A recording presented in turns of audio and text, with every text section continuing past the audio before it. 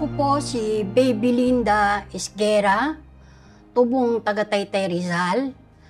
Naglilingkod sa parokya ng San Juan Bautista ng Taytay Rizal bilang isang lektor at isang kursilista.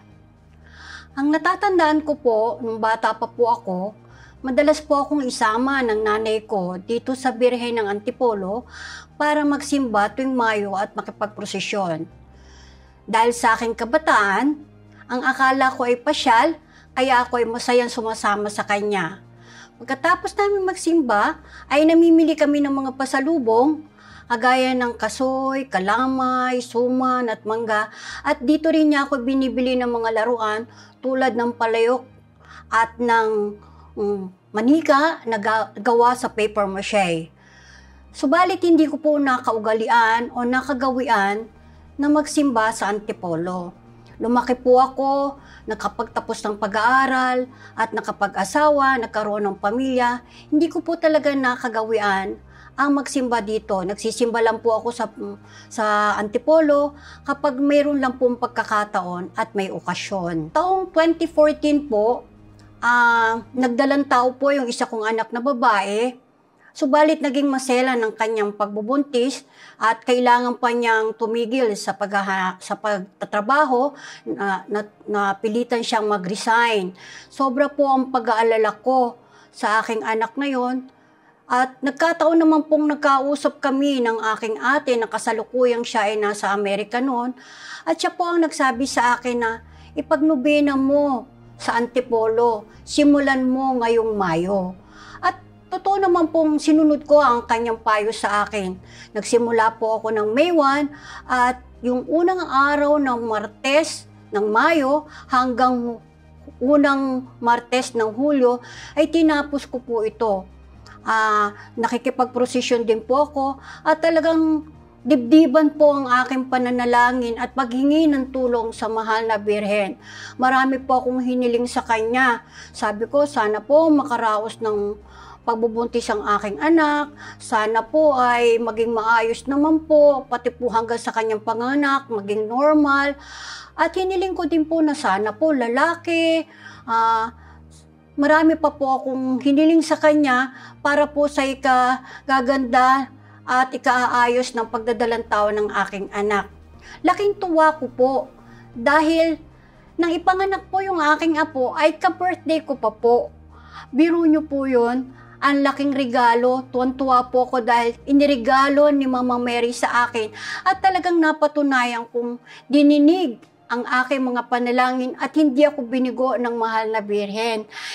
Pinagkaloob niya sa akin ang lahat ng aking kahilingan at doon ko napatunayan na lumapit lang pala at talagang manikluhod at humingi ng tulong at awa sa mahal na Birhen. Hindi kanya pahihindian. Ipagkakaloob niya sa inyo ang inyong mga kahilingan. Taong 2022 po, nagbuntis naman po yung isa kong anak at humiling na naman po ako. At laking tuwa ko po dahil kambal po ang naging anak ng aking anak na yon. At hiniling ko rin po sa mahal na Birhen na sana po isang babae at isang lalaki. Pinakinggan na naman po ako ng Panginoon at ng mahal na Birhen, hindi rin po niya ako pinahindian. Naging isang babae at isang lalaki at tuwan-tuwa po ako dahil yung pong babae ang kauna-unahan kong apong babae. Year 2020, nagsimula ang pandemic. Sa buong mundo, lalo dito sa Pilipinas, hindi po ako nakaligtas na hindi ako tamaan ng COVID. Nagkaroon po ako ng COVID month of August. Kahit na po sobrang ingat ko na, hindi naman po ako lumalabas ng bahay dahil ako po isang senior, pero tinamaan pa rin po ako ng COVID. Pero awa ng Diyos, asymptomatic po naman, hindi naman po ako nawala ng panlasa at pangamoy. Year 2021, nagkaroon na naman po ako ng COVID. Ang alam ko lang po noon, nasipon at naubo lang ako. Pero nung ako po ay magpa-test, nag-positive na naman po ako. Pero sa tulong at awa pa rin ng Diyos at ng mahal na Birhen, hindi naman po naging grabe ang aking naging sakit. Year 2022, nagkaroon na naman po ako ng COVID. January po yun, tila yun yung Omicron. Simula nun, gumaling man ako dun sa COVID na yon, hindi na po nawala yung aking ubo. Tuloy-tuloy na po yung paminsan-minsan kong ubo na ginagamot ko po naman pero hindi po ako gumagaling. April 2022, meron po akong naramdaman na nagtik sa kanang mata ko. Namula po yung mata ko at pinatingnan ko po ito sa isang eye doctor. Nung tiningnan po ng eye doctor, sabi po niya, kaya ka naputukan ng ugat dahil tumaas ang presyon mo. Nagtaka po ako dahil low blood po ako eh. Hindi po tumataas ang presyon ko talaga. At sinabi niya na magpatingin ka sa internist cardiologist. Nagpatingin naman din po ako. At sinabi nga nung doktor ko, nung internist cardiologist, oo, tumaas nga ang presyon mo. Kailangan mo nang mag-maintenance sa hypertension. So, nagsimula akong mag-maintenance sa hypertension. At kumot bago siyang doktor ko, kailangan daw niya ng mga medical records ko. So, lahat ay pinagawa niya sa akin. Blood test, ECG, 2D echo, x-ray. At doon po sa result ng x-ray, may nakita po siya na hindi maganda. Ang sabi niya, kailangan mo magpa-CT scan. So, nung nagpa-CT scan po ako, may nakita na naman po siya. Sabi niya, i-refer na kita sa pulmonologist. Nung natatandaan ko po, yung kapatid ko, may magaling po siyang pulmonologist sa Medical City. Sabi ko, i-refer mo ko doon ko gustong magpatingin. Nung nagpatingin po ko, dala-dala ko lahat yung resulta ng examen ko, lalo-lalo na po yung x-ray tsaka CT scan ko, ang sabi sa akin ng doktor, kailangan mong magpa-biopsy. Ang mahal po magpa-biopsy. Tinanong ko po ang presyo, ang sabi niya sa akin, 150,000 daw. Sabi ko, wala naman akong ganun kalaking pera na hawak. Gasino na lang po naman yung sweldo ko sa barangay. So, nagdesisyon ako na wag na akong magpa-biopsy. Tapos, nagalit po yung aking mga anak. Sabi niya, Mama, bakit ayaw mo magpa-biopsy? Bakit sumusuko ka agad? Hindi mo pa nga alam kung ano yan. Huwag mo intindihin ang gastos. Pagtutulong-tulungan namin ipagamot ka. So, sa madaling salita po, May 28, nagpa-biopsy ako. Nung makita ang resulta, nung mahawakan ko yung resulta ng biopsy, nabasa ko, stage 4, cancer po ako. Yung po ang ipinaliwanag din sa akin ng pulmonologist ko. Siyempre po, una, natakot ako. Sabi ko, ito na yata yung katapusan ko. Dito na yata ako mamamatay. Hindi na yata ako magtatagal. Ayoko na rin magpagamot. Sabi ko, marami naman ding hindi gumagaling sa cancer.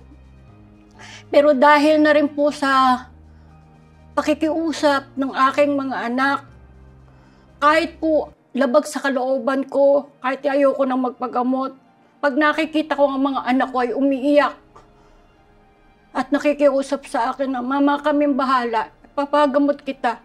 Sabi sa akin ng mga anak ko, kung ako ba ang may sakit, hindi mo ba ako ipagagamot? Titingnan mo na lang ba ako? So, pagka po nakikita ko yung mga anak ko na umiiyak, nagdurugo yung puso ko. Kaya sa madaling salita po, napapayag po nila ako na magpagamot sa oncologist.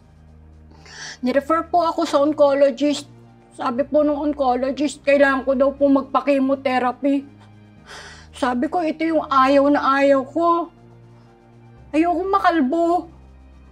Ayokong makita naghihirap din ako. Tsaka gastos, wala na ba akong gagawin kundi maglabas-masok sa ospital?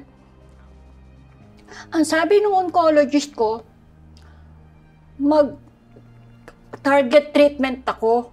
Oral chemo ang ginawa sa akin. 8 buwan akong nag-oral chemo, pero madugo ang presyo. Kasi 55,000 per month ang gamot. Mabuti na lamang Sa tulong din, sa blessing na rin ng Panginoon, nirefer kami ng oncologist namin sa MedRep at nakuha namin ng may discount. Tuloy-tuloy ang pagkagamutan ko, 8 buwan. Inom ako ng gamot. Ang naging resulta sa akin, na-dry ako mula ulo hanggang paa. Dry skin, nagkasugat-sugat yung anit ko. Pero nakakaya ko pa rin. Nagpatingin ako sa dermatologist. Binigyan ako ng mga lotions na ipapahid, ng shampoo. Awa naman ng Diyos. Hindi naman talaga nagpapabayaan Diyos.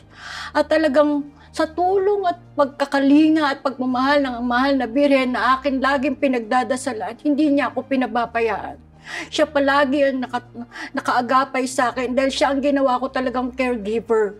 Sabi ko, Mama Mary, ikaw na maging caregiver ko, alagaan mo ko dahil anak mo rin naman ako.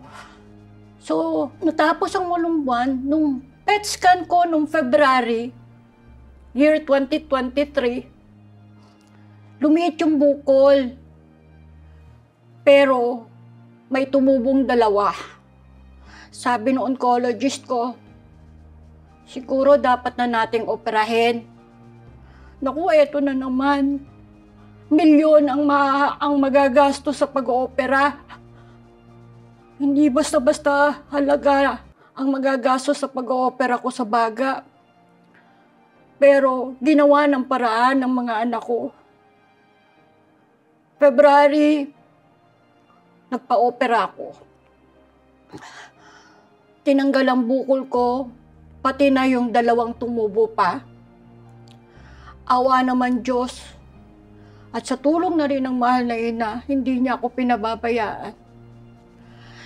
Yung aking bukol na stage 4 natanggal at yung 2 bukol ng mga biopsy, stage 1 na lang. So from stage 4, naging stage 1 na lang po ako.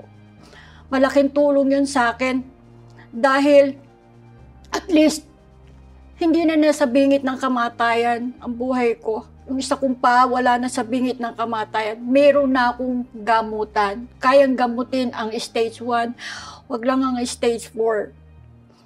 So, sa ngayon po, sinabi sa akin naman ng doktor ko, kahit na stage 1 ka, kailangan mo pa rin dumaan sa chemotherapy.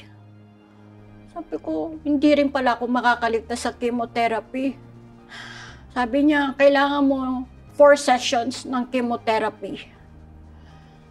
So sa madaling salita, kahit mahal ang isang session ng chemotherapy, nagsimula ako magpa-chemo ng May, natapos nitong August 11.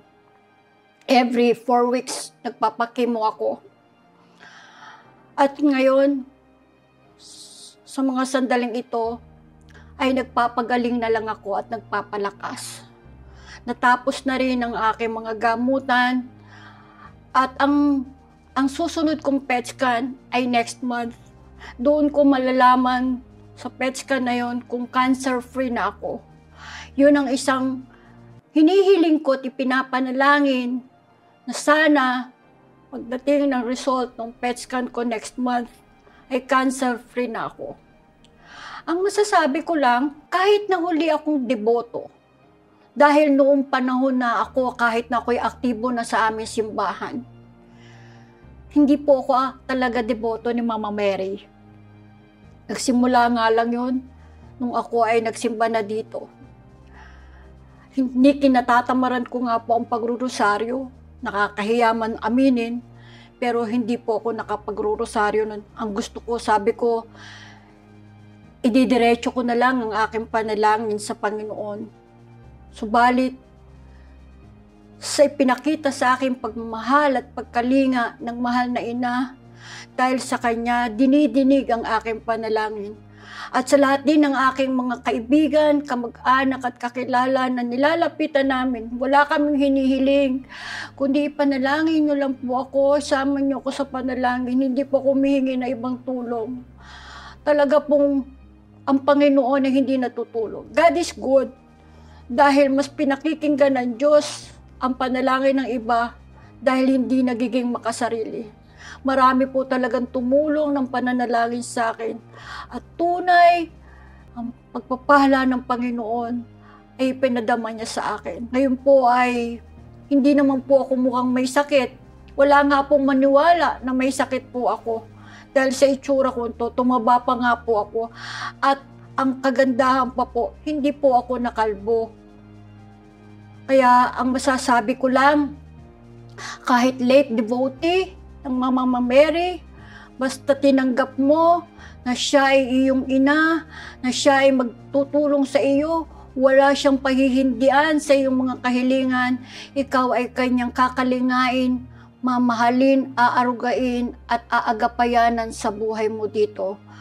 Kaya po, huwag po nating kakalimutang manalangin at magdasal ng rosaryo.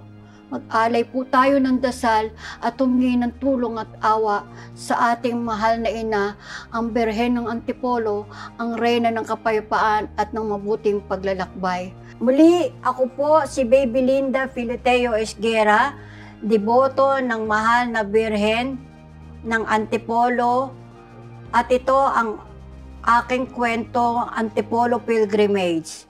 Ikaw, ano ang kwento mo?